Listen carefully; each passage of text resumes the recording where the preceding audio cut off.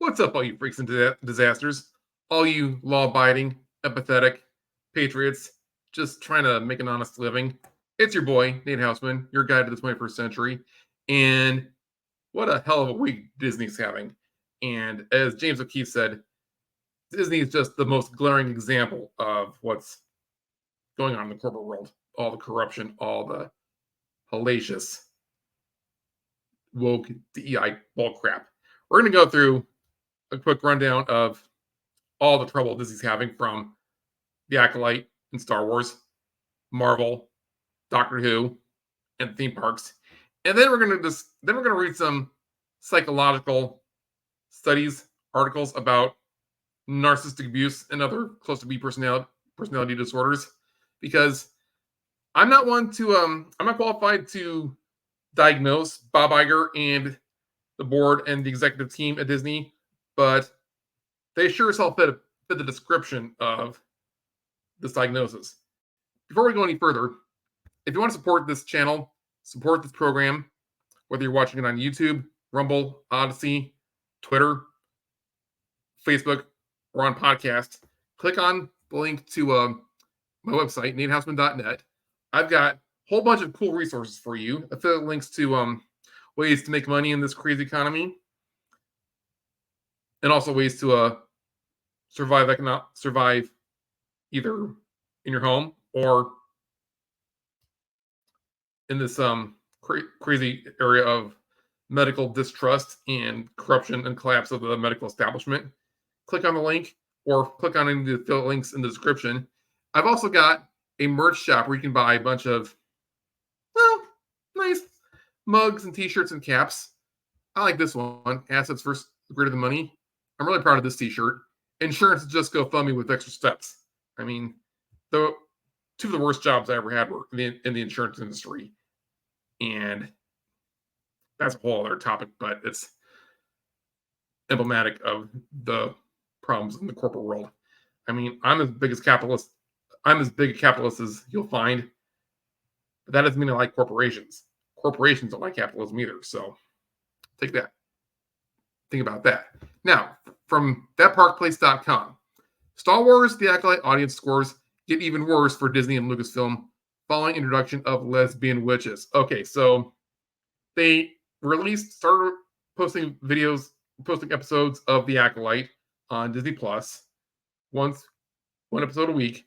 This show was run and directed, I believe it's directed and written by Leslie Headland, former assistant to Harvey Weinstein. So, she was all, complicit in all of his dirty deeds. Why she wasn't, listed as an accomplice? Well, maybe that's a sign of the corruption in the LA and New York courts. Who knows? But a lot of us Star Wars fans have checked out, years ago. I checked out with The Last Jedi. That movie made me confused and angry, and I was just irate at the way they treated, Luke, Admiral Akbar. I hated General Holt. I hated Admiral Holdo. I hated the way they killed off Snoke without any explanation.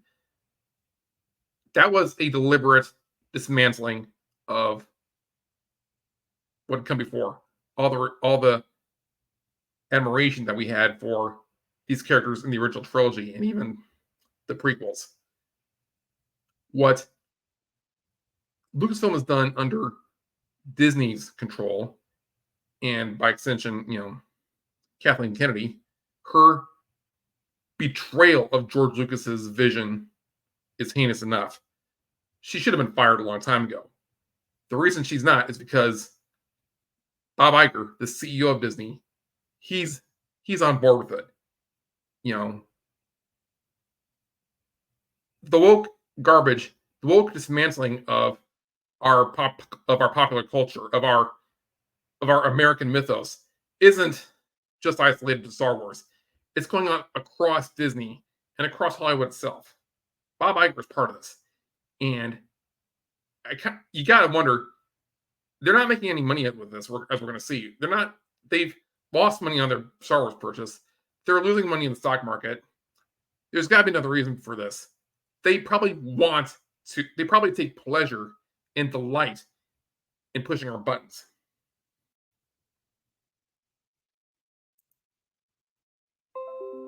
Because it's not just isolated to Star Wars. We see it with Doctor Who, a beloved franchise from the UK, long running series on the BBC.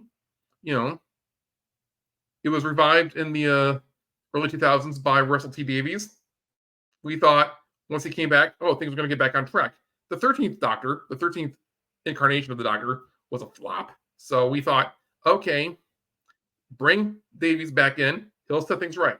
No, he's driven it even further to the ground. He's another, creative class traitor of pop culture. You know, Doctor Who's The Legend of Ruby Sunday posts worst overnight ratings of the season. Probably the worst ratings of the series of all time. Each episode in this season has worse ratings than the one before. And since Disney acquired the rights to Doctor Who, it just makes sense. It just goes with the pattern. We've all seen how the Marvel Cinematic Universe is just flopping and floundering away after Endgame. Endgame was the logical conclusion of the MCU saga. The saga that went for like 10 years, spanned all sorts of different, interconnected movies and franchises. The actors in that series, they're getting older. It would just make sense to let it conclude and then wait a few years and then reboot a new series of movies. Warner Brothers and DC are doing that, but they're screwing it up in their own special way. But Marvel's Blade reboot suffers yet another stake through the film as film loses a second director. This is from Bounding into Comics. Who remembers Blade from 1998, starring Wesley Snipes? That was like the first, it was part of the MCU, but it was the first in Marvel's long campaign of getting really actually competent superhero movies into theaters. Then came Hulk, then came the Spider-Man's trilogy directed by Sam Raimi, then came, the X-Men series, started by Bryan Singer, starring Hugh Jackman as Wolverine and Halle Berry as Storm. The X-Men movies were hit or miss, but they're rebooting Blade to fit into the MCU, and they can't get their shit together because Kevin Feige posted on the hard work and competence of people under him, and since they got the shaft, since he took credit and got them booted, they don't know what the fuck they're doing. And this goes all the way up to Iger. Bob Iger is sanctioning this. Is Feige incompetent, or is he another, narcissist who takes pleasure in causing drama? Or maybe he has some other, cluster B personality disorder. So we're going to come back to Acolyte because that's very current this month. We've had episode 4. Episode 3, as everyone says, just totally broke the fandom. Everyone has now turned against Disney. Everyone who still had hope that Disney could do things right and recover and get back on track, that's over. As long as Disney's current leadership is in place, we're not gonna have good Star Wars. We're not gonna have Star Wars that honors, respects what came before, that fans fell in love with in the first place. Episode 3 of The Acolyte, it ruined Anakin Skywalker. Anakin Skywalker was supposed to be, the chosen one. He was conceived by the Force. He didn't have a biological father, and he was a direct result of the Sith Lords trying to create life artificially. That's what made his character important in the overall lore of Star Wars. This wasn't just in the movies; it was in like the extended universe of novels and comics and video games that Disney discarded once they, acquired the rights to Star Wars. They started making their own extended universe, their own canon. In the Acolyte Episode 3, which is set 100 years before the prequel movies, Force users, who are members of this like witch cult, witch coven, they created two twin girls by the Force. So Anakin's not special anymore. Anakin's not a major plot point to the whole Star Wars saga. He's mundane. And the episode makes the Jedi look very, corrupt and sketchy themselves. Episode 4 totally breaks the lore of what came before because they introduced, it includes the character Ki-Adi-Mundi. He was the Jedi Master in The Phantom Menace who said, oh, the Sith have been extinct for millennia. They probably chose that character so they could retcon the lore and disrupt it. Ki-Adi-Mundi wasn't supposed to be alive until, maybe 40 or 50 years later after the show takes place. Ki-Adi-Mundi, he's not human, but his species is supposed to have like a similar lifespan to humans. He was only in his like 70s or 80s when he died in Order 66. He shouldn't have been born yet in the series, but they decided to retcon him. He's included in the series in episode 4, 100 years before, at least 40, 50 years before he's supposed to be born, and he's doing dumb shit. Why does this matter? Because to hell with the lore, to hell with what the fans loved for so many years. This isn't just, deconstruction. This isn't just a reboot. This isn't just, a reinterpretation. This is dismantling and, destruction of people's sense of right and wrong. If you can't trust, the lore that has been established, you can't trust what came before, you can't honor what came before, you have no basis for what, comes after. History is important. I mean, some franchises like Scooby-Doo, they've never had an established canon. Like each series in that franchise has always been a retcon. They never had any canon in the first place. Star Wars does. And that's why this is such, a kick in the teeth to movie fans.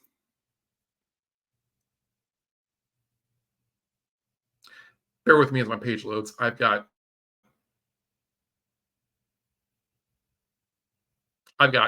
slow internet.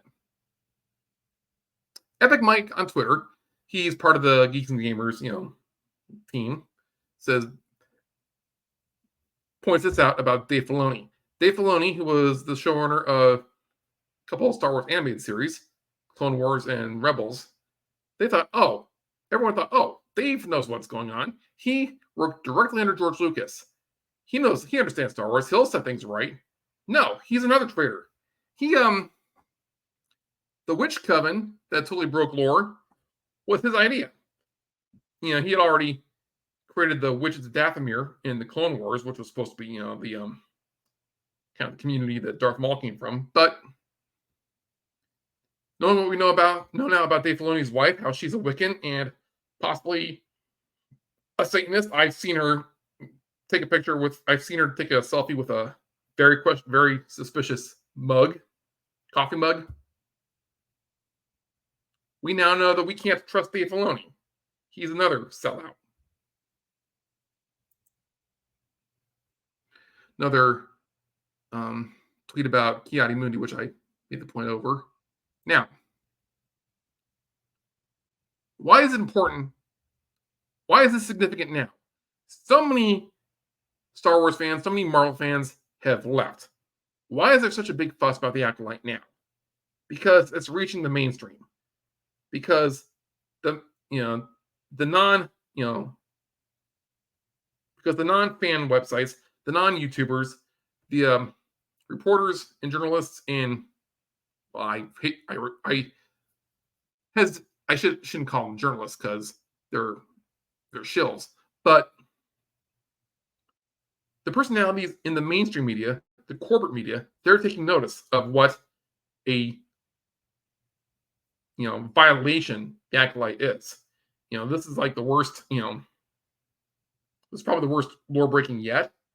And we got writers at Forbes saying that this is a step too far. We've got Polygon, show website if there was one, saying, "Dear TV writers, please stop being weird about pronouns. The acolyte is the late example of a bizarre trend. We've seen so much, propaganda over transgender, non-binary pronouns, transgenderism, forced diversity. Diversity is fine as long as it's authentic. But when it's forced, when it's ham-fisted, that's the problem. We've got Polygon, a corporate, media website, saying, "Hey, tone it down." This is like the Babylon Bee sketch where Satan is telling a bunch of, left-wing, propagandists telling them to tone it down. Hey, keep a low profile. Don't make it so obvious. Don't blow our cover. And that's what this article really is. Before, without even only reading maybe the first paragraph. In the fourth episode of The Acolyte, Osha, who's the main character, meets some new Jedi and Jedi-affiliated friends. One of them is a small otter-like creature named Basil. Basil and Pip, Osha's fussy robot companion, keep sniffing and beeping at each other, interrupting the mission briefing Osha is trying the mission briefing Osha is trying to follow. After, Osha approaches Jackie Lon, another character, for an awkward exchange, all too familiar with queer people watching television in the last few years. Osha says, "Who is that?" Jackie Lon says, "That's Basil." Osha says, "Is he," dramatic pause, "or they with us?" This is an example of what the author is going to call the globby problem, expertly parodied on the other two. Well-meaning writers and showrunners, some of them queer themselves, trying to awkwardly insert non-binary or genderqueer representation into their show, usually through the show's requisite weirdo character. The result is instead pretty othering. Okay, without going further, I can tell this is Polygon saying, tone it down. Don't make it so obvious. Keep a low profile. Don't blow our cover, because they have blown our cover, as I will talk about later. We got to talk about James O'Keefe and his expose that dropped today. Or I should say yesterday, because I'm recording this at 1 a.m. in the morning, Friday, June 21st. James O'Keefe, formerly of Project Veritas, he was ousted from that organization because he got a little too close to Big Pharma, and Big Pharma's friends among Project Veritas's donors, they decided, no, he's got to go. So Project Veritas no longer has any credibility. Everyone knows James O'Keefe is the main man. He started his new organization, O'Keefe Media Group, and he's carrying on and still kicking ass and thriving. He dropped one of his hidden video exposés of a somewhat middle-ranking lawyer in Disney's corporate office. This senior vice president at the Walt Disney Company details discriminatory hiring practices. He says, "Nobody else is going to tell you this, but they're not considering any white males for the job," says Michael Giordano, vice president of business affairs. "There's no way we're hiring a white male." Giordano reveals Disney uses code words and buzzwords to avoid legal action, and even mentions a candidate being rejected for not looking black enough. This should come as no surprise if you follow channels like Midnight's Edge, or That Park Place, or Clownfish TV, or Geeks and Gamers, or Doomcock, or there's a whole lot of great pop culture, nerd culture channels on YouTube who cover this and will give you the right rundown of what's going on. What's important is now it's breaking the mainstream. Now it's coming to the mainstream thanks to James O'Keefe. And in his video, he says there's more coming from Disney next week. What O'Keefe does is he recruits, people to have conversations with members of different organizations, like whether it's Disney or whether it's maybe Planned Parenthood or Democratic Party or members of or other governments. He coaches them. He trains them to be. He gives them hidden cameras. Apparently, there's like two different young ladies working for James here, and they've both gone on dates with this guy, Michael Giordano. He thought he was looking for romance. He thought these ladies were looking for love. They were looking for information, and they got it. They got him on video, and before anyone complains, oh, this is edited video. This is edited footage. It could be doctored to say whatever O'Keefe wants. O'Keefe usually, very often, posts the whole videos, the entire sequence, the entire episode on his websites. So when it's convenient for you, you can watch it and see for yourself that, yeah, this is all not edited. This is all, none of this is taken out of context. This is reality. So he's the man. I follow him on Instagram, on Twitter. So should you. I mean, this isn't just a liberal versus conservative issue anymore. This is whether you're for the law or whether you're a criminal. I mean, this is whether you stand up for what's the law of nature and nature's God, or whether you're, simply corrupt and try to push people around. I mean, there are plenty of Republicans who are awful as well. I mean, I only registered a Republican a few months ago so I could vote in the Iowa caucus. I need to cancel that registration again so I can be independent again. But I've got ADHD. That's why I haven't done it. That's why I haven't posted a video in so long. I'm working on it. I need to, be more consistent with my medication or listen to my binaural beats or something. I don't know what. But that's that. And here's another hit, which I think is actually the worst of all. WDW Pro has said this, and this is actually going to hit Disney where it hurts most, in their biggest moneymaker. Fans overwhelmingly disapprove of Disney World's new Tiana ride. Disney faces intense backlash. This is from Inside the Magic. Disney got rid of Splash Mountain in both Disneyland and Disney World in Florida. Now, the theme parks are Disney's biggest and most reliable moneymaker. It's neck and neck with ESPN. One of them has like the highest profit margins, and one of them has the biggest gross revenue. I can never remember which is which. But in times of trouble, when times are lean, Disney can always fall back on the success of their parks. They got rid of Splash Mountain, which was the most popular theme park ride in the world, according to multiple polls. They rethemed it, because they thought, oh, it's based on Song of the South. That's supposedly racist. Other people have gone into detail why it's not and why it's actually very supportive of the African American community. Like it, preserves African American folklore and traditions. And Walt Disney himself was very supportive of the actor who played Uncle Remus. But that was not okay for the woke DEI, ESG cabal inside of Disney and inside corporate world and so many other companies. Splash Mountain had to go, so they rethemed it into Tiana's Bayou Adventure. Now, Tiana's Bayou Adventure, based on The Princess and the Frog, which is another very beloved, well-regarded movie. I have not seen it, but I've heard good things. Everyone says this new version of the ride, this new reskin, is a disaster. You kind of wonder. Parkgoers have to wonder. If Disney's willing to do this to a ride that everyone loves and totally ruin it and make animatronics that barely move, to make butcher the story that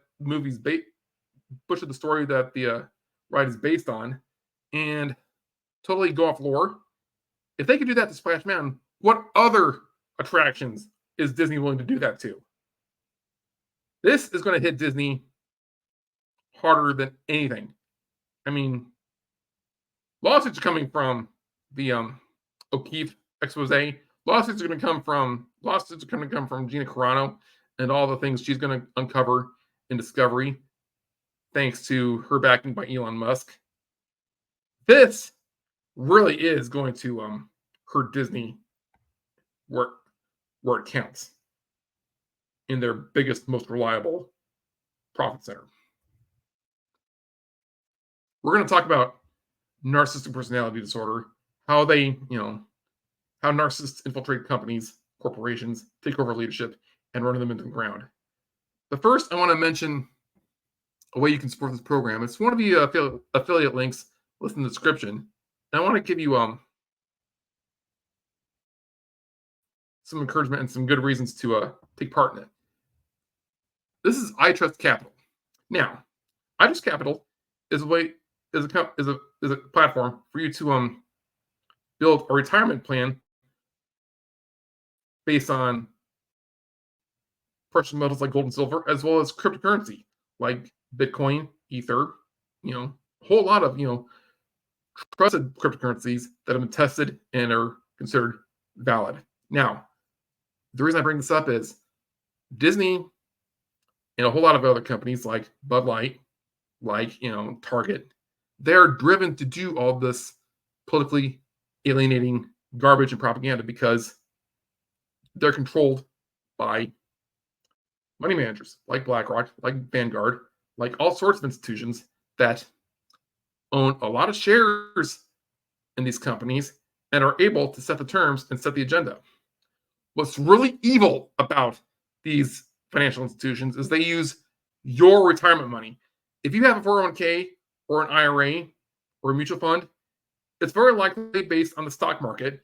You probably have a few little shares of a whole bunch of other, whole lot of, different publicly traded corporations.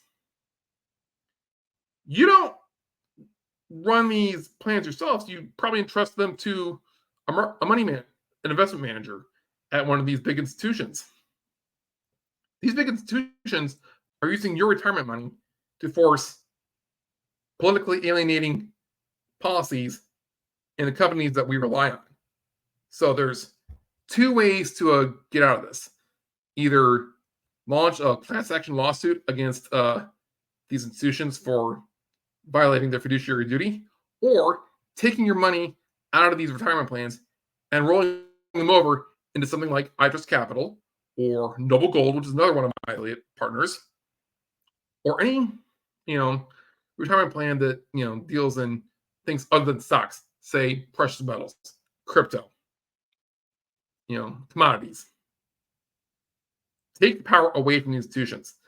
Bob Iger won the proxy battle against Nelson Peltz when it came to trying to get Nelson Peltz and Jay Rizzullo on the Disney board.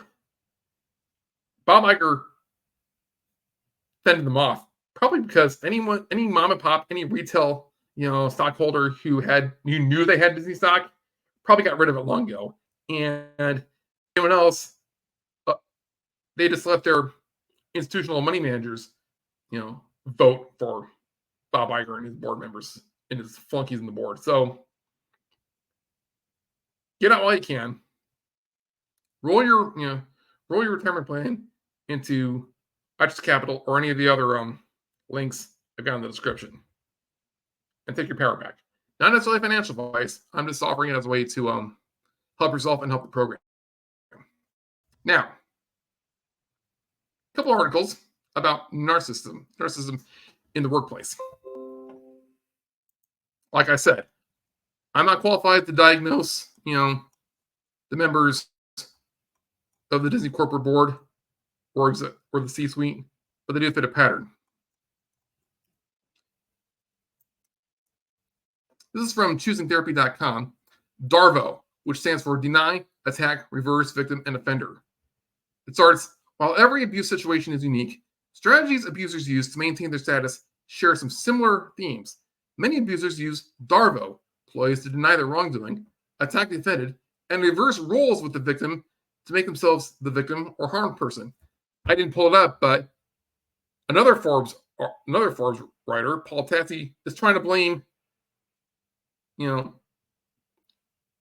the acolytes, lore breaking nonsense on the fans. It's a textbook example of what's going on.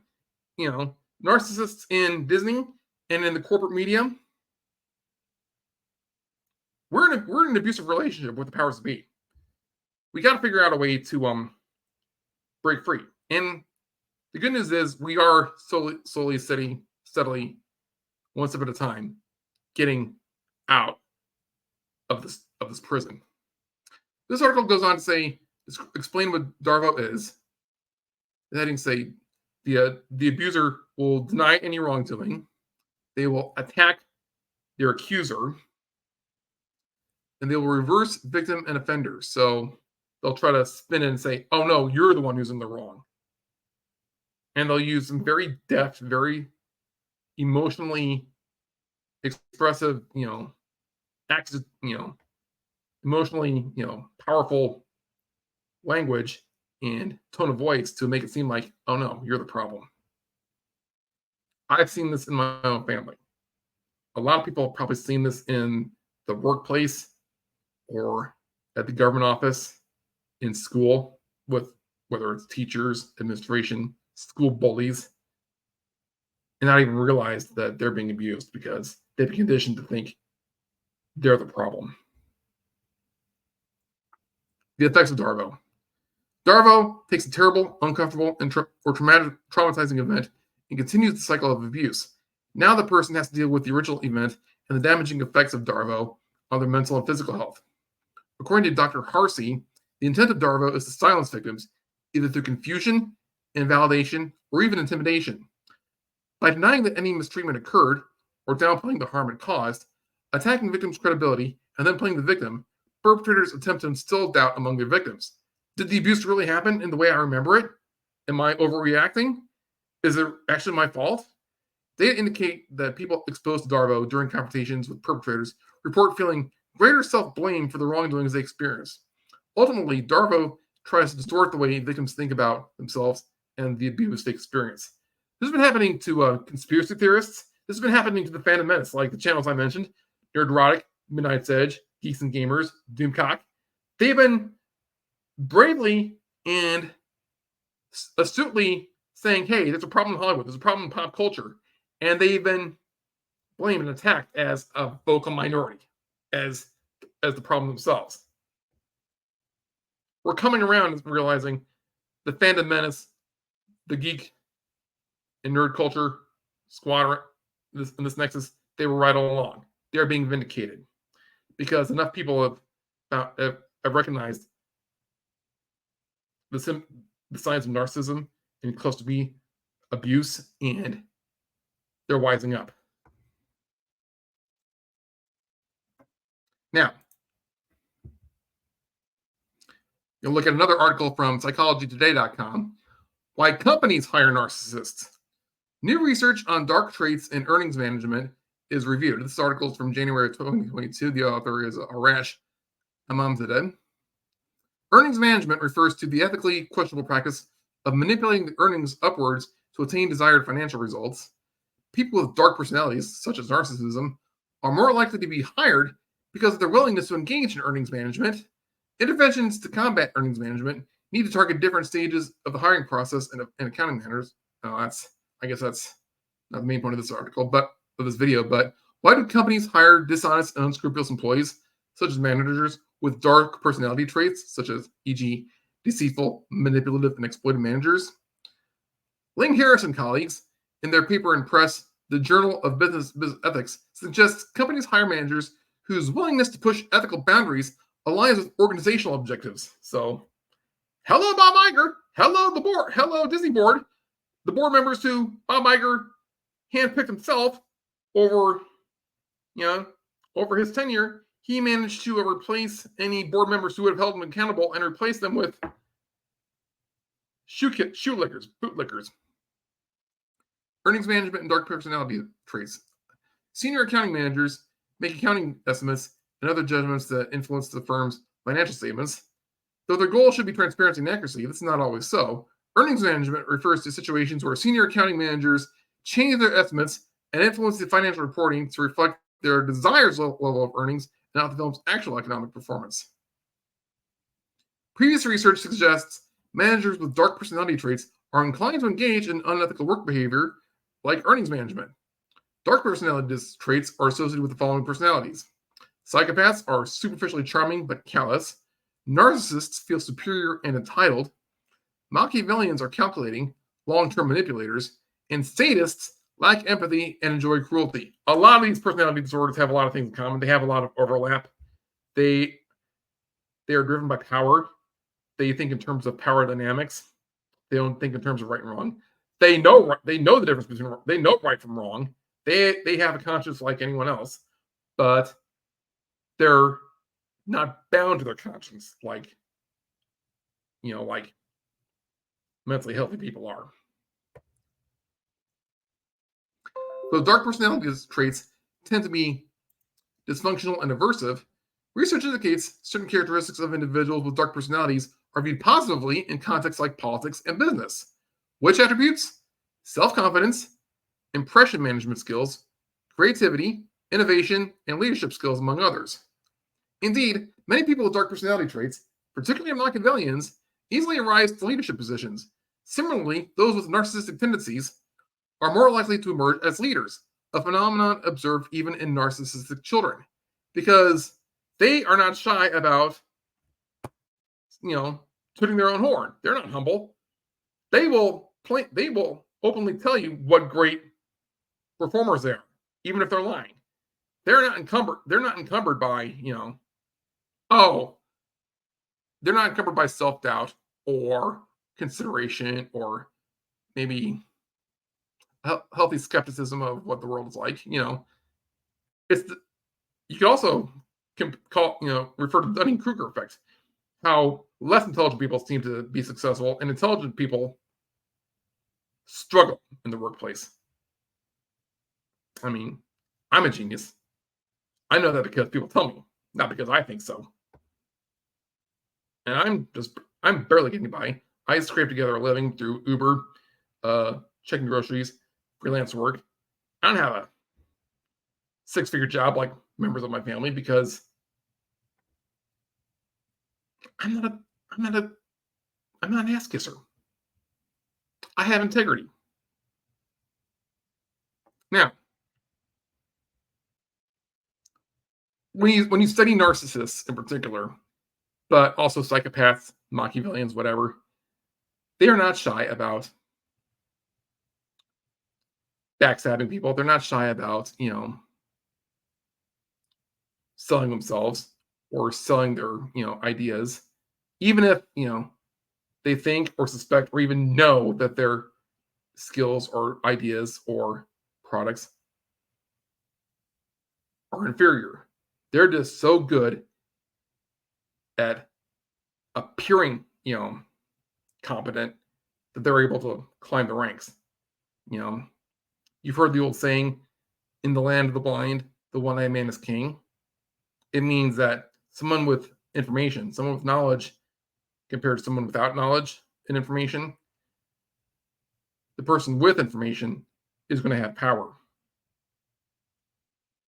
Narcissists and psychopaths may or may not have power, and if they don't have information, they're very good at faking it.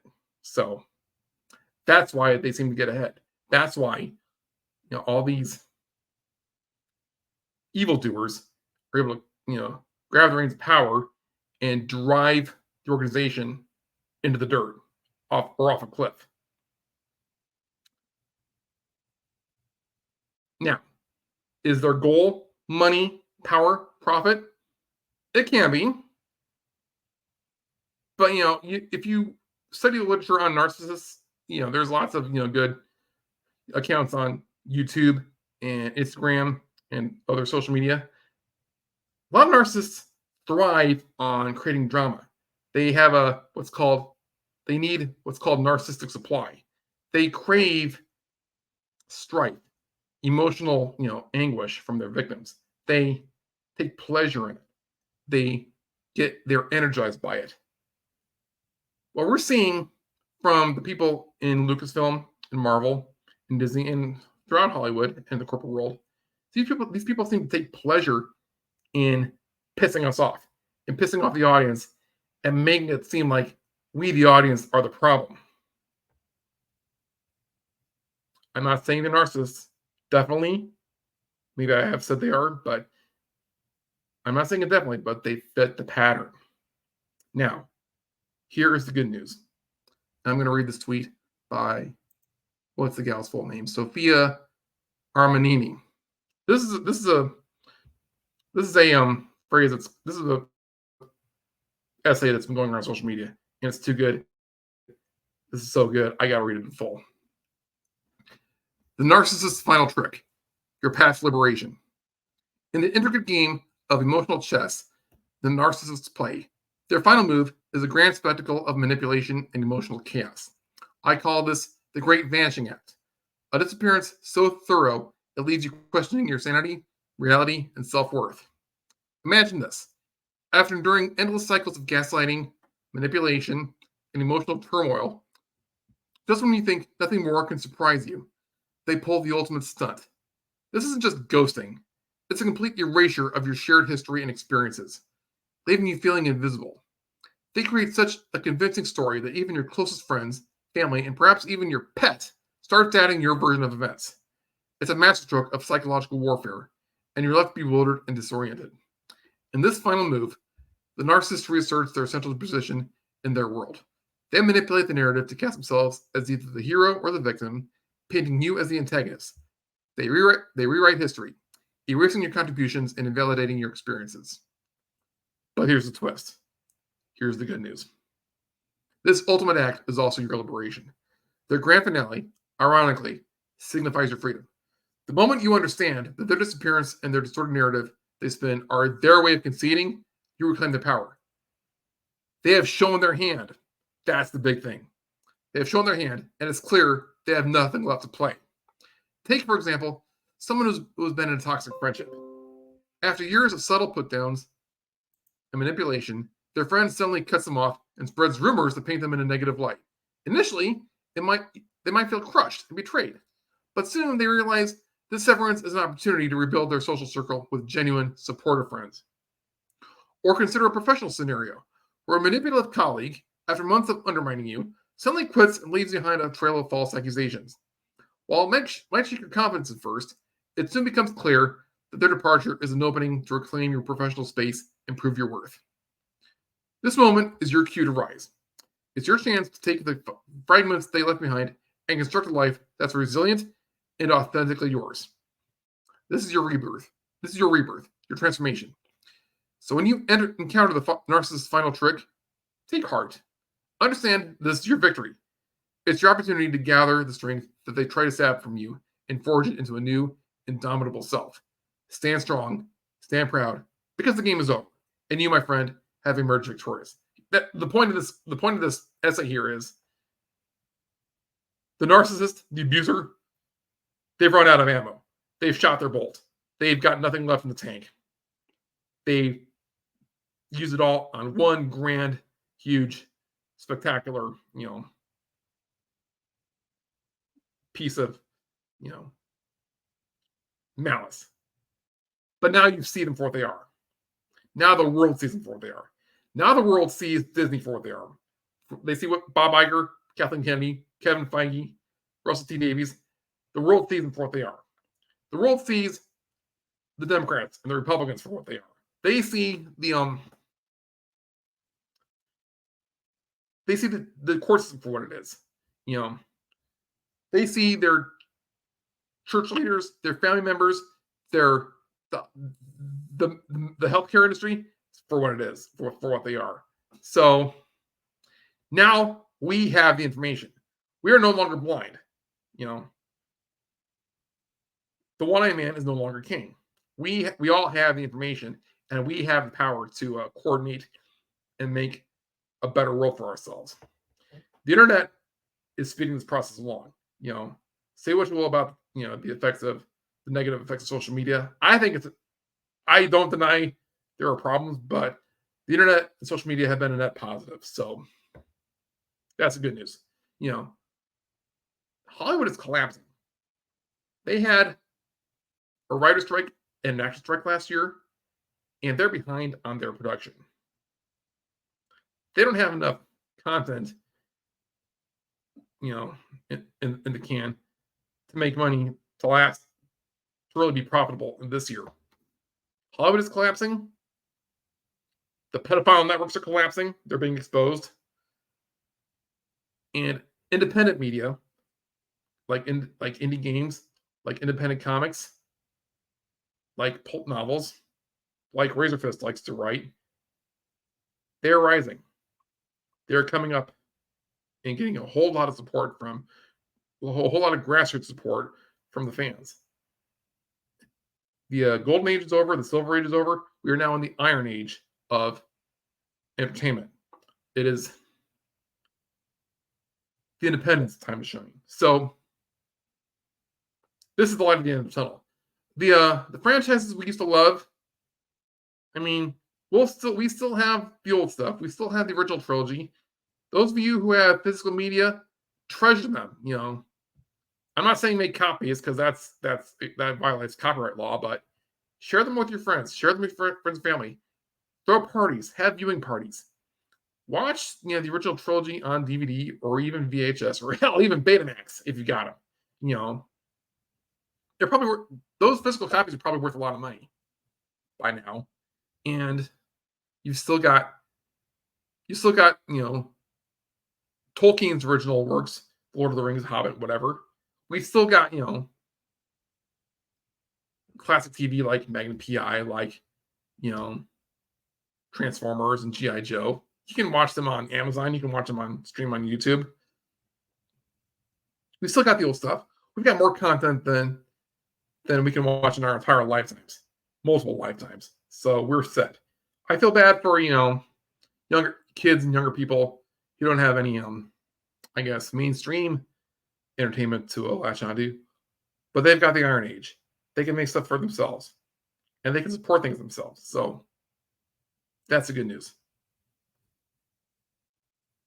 The things look bad in the world.